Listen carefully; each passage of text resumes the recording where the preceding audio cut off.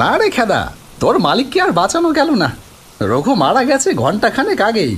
তুই আমাকে সন্ধ্যের দিকে ডেকে আনলে, তাও চেষ্টা করলে হয়তো আরো কয়েকটা দিন বাঁচিয়ে রাখা যেত রে, কিন্তু দেরি করে ফেললি। যাই হোক, নে তুই এবার সৎকারের কি ব্যবস্থা করবি কর। গ্রামের মানুষকে ডাকলে তো কেউ আসবে বলে মনে হয় না। একে তো এই দুর্যোগ, তার উপরে রঘু মস্তান। সারা জীবনে মানুষের ঘেন্না ছাড়া আর তুই কিছু সঞ্চয় করতে পারিনি। তাই দেখ এখন শ্মশান যাত্রায় কে কে যেতে চায়। হ্যালো বন্ধুরা, আজ আমি মেলবেট নামে একটা অ্যাপের সম্পর্কে বলতে চাই, যেটি সব থেকে বিশ্বস্ত বুকমেকার পিএসজি এবং সিরিয়া এ এই অ্যাপের স্পন্সর। ক্যারিবিয়ান প্রিমিয়ার লিগ চলছে। এটি সমস্ত ক্রিকেট প্রেমীদের জন্য আপনার প্রিয় দলকে সমর্থন করবার দুর্দান্ত সুযোগ। এই অ্যাপে আপনি সমস্ত লাইভ ম্যাচের ফলাফল এবং সেই ম্যাচটি লাইভ দেখতে পারবেন। আপনি স্কোরের ভবিষ্যৎবাণী করে বাজি ধরতে পারেন, যেমন কোন দল জিতবে, কোন দল কত রান করবে এবং কে সর্বোচ্চ স্কোর পাবে, এবং বিএমডব্লিউ গাড়ি, আইফোন, ল্যাপটপ এবং আরো অনেক কিছুর মতো নগদ পুরস্কার জিতবার সুযোগ রয়েছে। এছাড়াও বিভিন্ন ধরনের গেম রয়েছে, আপনি যা খুশি বেছে নিতে পারেন। এবং রেজিস্ট্রেশন করবার সময় আমার দেওয়া প্রোমোকোড পিনজিরা ব্যবহার করে প্রথমবার জমাতে পারেন ৬৬,০০০ টাকা পর্যন্ত। আপনি সহজেই পেটিএম, ব্যাংক, বিকাশ, নগদ, রকেট এবং অন্যান্য সহজ পদ্ধতির মাধ্যমে আপনার জেতা টাকা তুলেও নিতে পারেন। আমি অনেকদিন ধরে এটা ব্যবহার করছি, আপনিও এটি ব্যবহার করতে পারেন। তাহলে আর দেরি কিসের? গুগলে যান আর মেলবেট লিখে সার্চ করুন আর প্রথম লিঙ্কে ক্লিক করে রেজিস্টার করুন। রেজিস্ট্রেশন করবার সময় আমার দেওয়া প্রোমোকোড পিনজিরা ব্যবহার করুন এবং বোনাস পান। আজ কদিন ধরে মুষলধারায় বৃষ্টি। দিব্যি ঘুমিয়েছিলাম আমিও, কিন্তু ঘুমের ১২টা বাজিয়ে দরজায় দরাম দরাম করে কে যেন অনর্গল ঘা মারতে থাকলো আর হেরে গলায় চেঁচাতে থাকলো, অবনে, অবনে, অবনে, দরজা বলো। অগত্যা বিছানায় লাফিয়ে উঠে বসলাম। কে এত রাতে ডাকে? কে? এত রাতে কি দরকার? অবনে, আমি সুখবিলাস দা। শিগগিরই একবার দরজা খোলো ভাই, দরকার আছে। ও দাঁড়াও, খুলছি। বলো কি ব্যাপার? ভাই একবার শ্মশানে যেতে হবে। হ্যাঁ, শ্মশানে? কেন, কে মারা গেছে? রঘু মস্তান। হ্যাঁ, মারা গেছে? কখন? এই তো কিছুক্ষণ আগে। ওর চাকর খেদা এসে আমাকে খবর দিল। আমি আর কি করি বলো, গায়ের মোড়ল হয়ে বসে আছি, সব দায় তো আমারই। হ্যাঁ ঠিক আছে, কিন্তু আমি ভাবছি যে লোকটার ফাঁসি কাঠে মরার কথা ছিল সে মরল বিছানায় বেঘরে। আরে ওসব নিয়ে পরে ভাবলেও চলবে, এখন চলো তাড়াতাড়ি। বৃষ্টি এখন একটু ধরেছে, কিন্তু রাস্তায় প্যাচ প্যাচে কাদা, চারিদিকে থমথম করছে মিশমিশে কালো রাত। শ্মশান এখান থেকে এখনও ৪ মাইলের পথ। একটা ভারী মরা কাঁধে নিয়ে আমাদের ৪ জনকে এই বনপথ পাড়ি দিয়ে শ্মশানে পৌঁছাতে যে প্রাণান্ত পরিশ্রম করতে হবে সে আর বলার অপেক্ষা রাখে না। দূরে মাঠের ধারে একটা গাছের ডাল থেকে চ্যাঁ চ্যাঁ করে একটা প্যাঁচা ডেকে উঠল। সেই অলক্ষণে ডাক শুনে রাঘব হরিবোল বলে প্রাণপণ চিৎকার করে উঠল, হরিবোল, হরিবোল, হরিবোল। রঘু আমাদের সহজে নিষ্কৃতি দেবে বলে মনে হচ্ছে না। আজকের রাতটা ভালোই ভালো কাটলে বাঁচি। রঘুর চাকর খেদা একটা হ্যারিকেন নিয়ে আগে আগে চলেছে। এই খেদা শুধু রঘুর চাকরই নয়, সে ছিল তার সমস্ত পাপ কাজের সঙ্গী। তার চেহারাটা যেমন বিশ্রী, স্বভাবও তেমনই কুৎসিত। তার ওই 2খানা কালো হাত যে কত ধরনের পাপ কাজ করেছে তার হিসাব সে নিজেও জানে না। রঘু ছাড়া আর কেউ তাকে ভালোবাসত না। বন পেরিয়ে আবার এক মাঠ পড়বে, তারপর নদীর ধারে শ্মশান। কিন্তু আজকের এই ঘন অন্ধকারে মাঠ আর বন, আকাশ আর পৃথিবী যেন সব এক হয়ে গেছে। তাদের অস্তিত্ব বোঝা যাচ্ছিল শুধু মাঝে মাঝে জ্বলে ওঠা বিদ্যুতের আলোয়। খেদার লণ্ঠন মিটমিট করে জ্বলে অন্ধকারের নীরবতাকেই যেন ভালো করে দেখিয়ে দিচ্ছিল। কিছুটা এগোবার পর সুখবিলাসদা বলল, আমার মনে হচ্ছে কে যেন আমাদের পেছন পেছন আসছে। সবাই দাঁড়িয়ে পড়লাম। খেদা হ্যারিকেনটা একটু উঁচু করে একবার দেখে নিয়ে বলল, কোথায়? কেউ নেই তো? সুখদা, এই দুর্যোগের রাতে কে আর ভিজতে ভিজতে আর হোঁচট খেতে খেতে এখানে আসবে? নাও চলো, দাঁড়িয়ে পড়লে দেরি হয়ে যাবে। মাঠ ছেড়ে আবার বনে এসে পড়লাম। চলতে চলতে মনে হতে থাকলো বনের গাছপালার সাথে ঝোড়ো হাওয়ায় অন্ধকার যেন দোল খাচ্ছে। আমাদের সকলেরই গা ছমছম করতে থাকলো। নিশ্চয়ই আমাদের সাথে কেউ আসছে। এবার আমি খুব কাছেই পায়ের শব্দ পেয়েছি। তুমি ভুল শুনেছ সুখদা, এইরকম পরিবেশে ওরকম মনে হতেই পারে। না না, ভুল নাও হতে পারে। আমিও শুনেছি এই জায়গাটা নাকি ভালো না। রাম রাম রাম রাম রাম রাম রাম। বনের মাঝখানে এসে কাঁধ থেকে খাটটা নামিয়ে রেখে আমরা একটু জিরোতে থাকলাম। আমরা ছাড়া যে পৃথিবীতে আর কোনো জীবিত প্রাণী আছে এতক্ষণ পর তার সাড়া পাওয়া গেল। শুনতে পেলাম এই অসময়ে বনের ভেতরে হেরে গলায় কে যেন গান গাইছে। হাটে শুয়ে এ যায়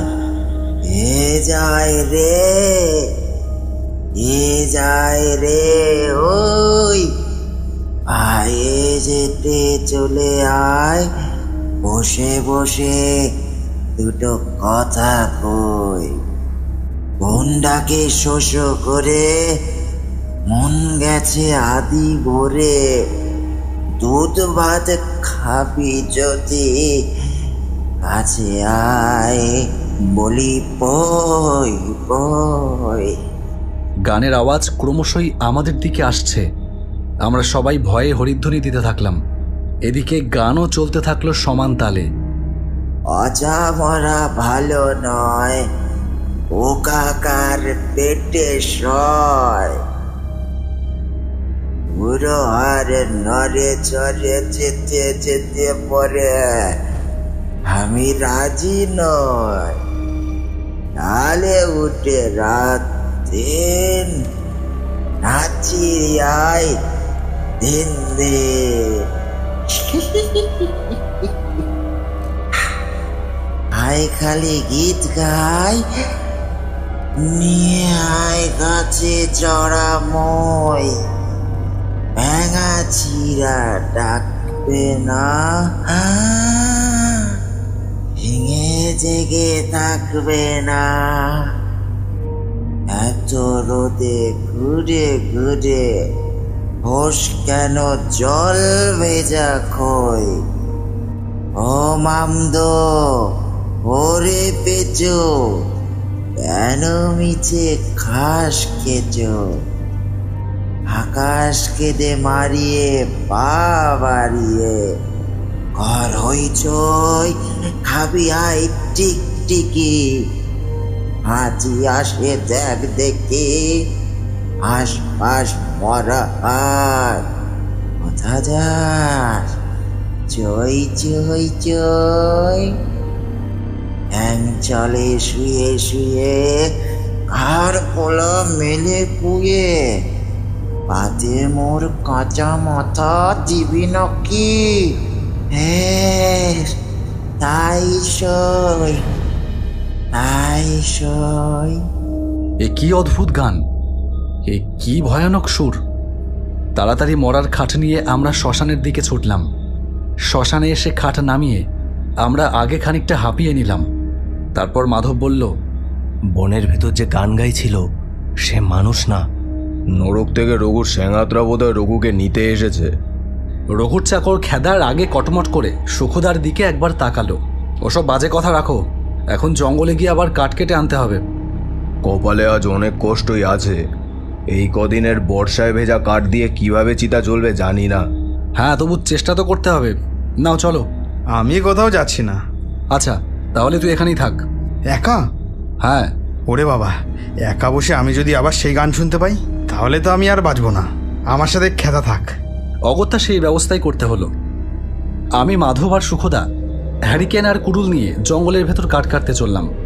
অন্ধকারের ভেতর বাতাসের হাহাকার শোনাচ্ছে যেন কোনো মরো মরো রোগীর আর্তনাদের মতন।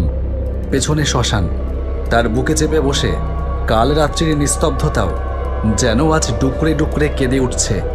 এর মধ্যে একদল শেয়াল ডেকে উঠল, আর তখনই দেখলাম একটা মানুষের মূর্তি অন্ধকার ভেদ করে একেবারে আমাদের সামনে আবির্ভূত হলো। বেজায় ঠ্যাঙা আর লিকলিকে সরু তার দেহ, একরাশ পাকা গোপদাড়ি, বড় বড় ড্যাবড্যাবে চোখ দুটোয় যেন দপদপিয়ে আগুন জ্বলছে। লোকটা আমাদের দিকে ফিরেও তাকালো না। হন হন করে শ্মশানের দিকে এগিয়ে আবার অন্ধকারে মিলিয়ে গেল। আমি চুপি চুপি বললাম, পাগল? ঠক ঠক করে কাঁপতে কাঁপতে মাধব বলল, ভূত ভূত। চুপ কর, ওই শোন। প্রত্যেকে এবার কাঠের বোঝা ঘাড়ে করে শ্মশানের দিকে ফিরলাম। শ্মশানে যেতে আর সাহস হচ্ছে না, যদি আবার সেই মূর্তির সাথে দেখা হয়। কাজ নেই আর শ্মশানে গিয়ে, চলো আমরা এখান থেকে পালাই। না না, তা হয় না। শ্মশানে আমাদের লোকেরা বসে আছে, শ্মশানে কি আর তারা এতক্ষণ আছে? গিয়ে দেখবি তারা কোন কালে ফুটে সানলাইট হয়ে গেছে, আর ওই মূর্তিটা দিব্যি আরামে দুপা ছড়িয়ে বসে রঘুর মরা চিবিয়ে চিবিয়ে খাচ্ছে। পাগলের মতো না বকে চল। আবার শোনা গেল, আলে উঠে রাত দিন নাচি আই দিন দিন, আয় খালি গীত গায়, নিয়ে আয় কাছে চড়া বই। আমরা ভয়ে কাঠ হয়ে দাঁড়িয়ে পড়লাম। শ্মশানের দিক থেকে আসছে। এবার আর একটা নয়, দুটো মূর্তি। প্রথম মূর্তিটার মুখের দিকে তাকিয়েই আমার বুকের রক্ত যেন হিম হয়ে গেল। এ যে রঘু, যার মরা আমরা কাঁধে করে শ্মশানে নিয়ে এসেছি। হ্যাঁ হ্যাঁ, রঘুই। রঘু ছাড়া আর কেউ নয়। আর রঘুর পেছনে পেছনে চলেছে পোষা কুকুরের মতো তার চাকর খেদা।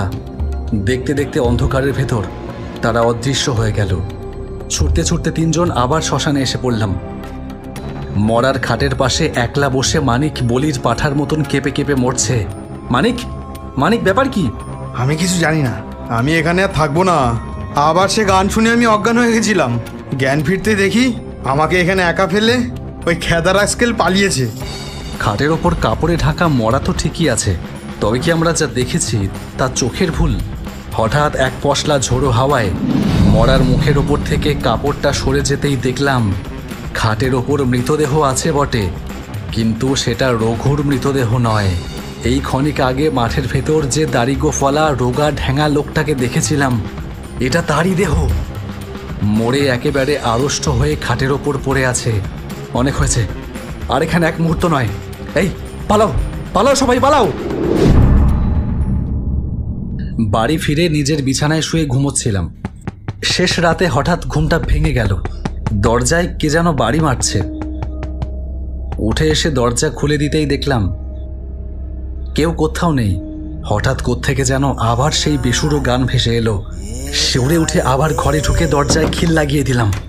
সকালবেলা খবর পেলাম রাঘব আর সুখদার দরজাতেও কাল মাঝরাতে কে যেন ধাক্কা মেরেছিল, তবে তারা কেউ দরজা খোলেনি। রঘু চাটুজ্জে আর খেদার আর কোনো খবর পেলাম না। অবশ্য না পাওয়াই ভালো।